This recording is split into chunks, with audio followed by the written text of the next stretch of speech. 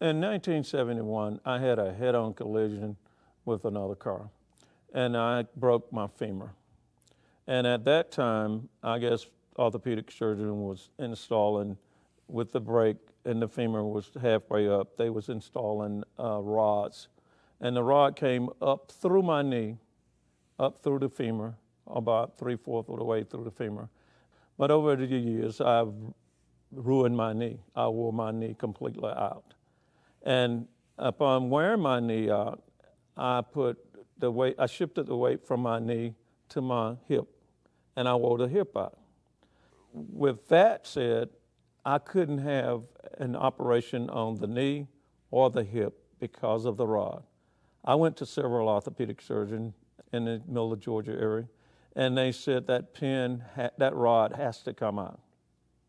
And they didn't know how it was going to come out. They sent me up to Atlanta, to Emory. Emory said that if you're not hurting at this time, well, we'll deal with it when time comes. I'm a general contractor, and I work for the Department of Defense. And we serve most of the bases around here in the Southeast.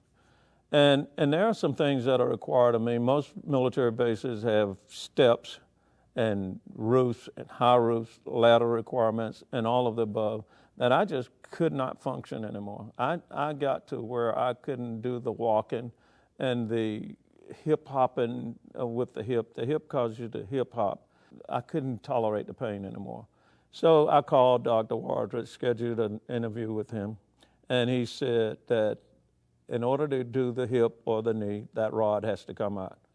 When do you want to do it?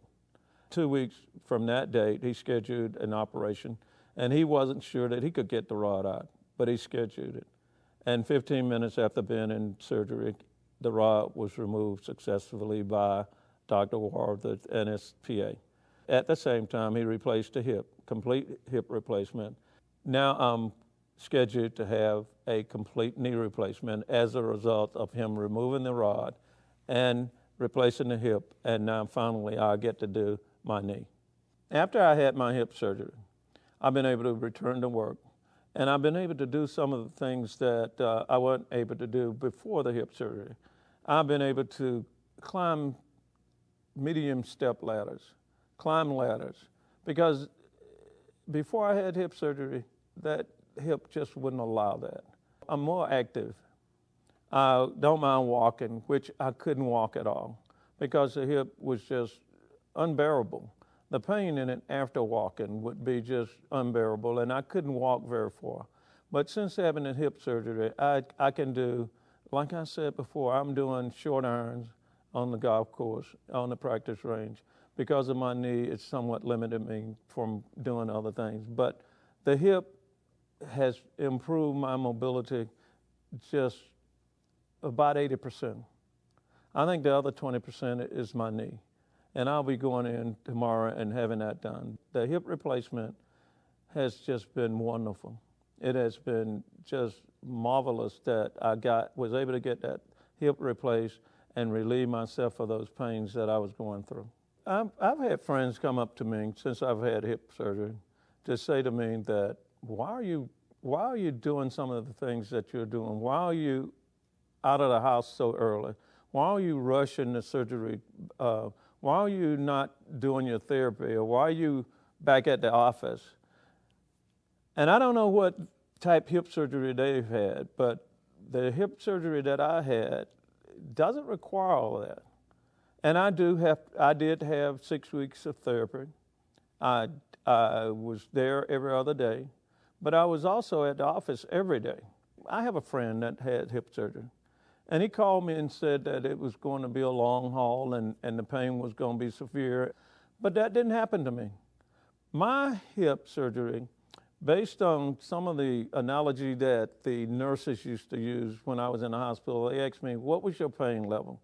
From 1 to 10. I never did get above 3. And I wondered about that. And I wondered if Dr. Wardred actually replaced my hip. I wasn't convinced until I returned to him 6 weeks later and saw the x-rays that I saw the picture of the new hip. That's the only time that I was convinced that I actually had a new hip. Upon scheduling an appointment with Dr. Wardrop, I was able to meet him for the first time. I think that Dr. Wardrop is a driven doctor. He's a dedicated guy, and he's a no-nonsense type doctor because he wants to get the hip replacement and get you back the function and your mobility and everything going back right. And so I think the world of him, and I would recommend him to anybody. And I'll stand on Mount Everest and tell them that Dr. Wardrop can fix you if you just give him a try.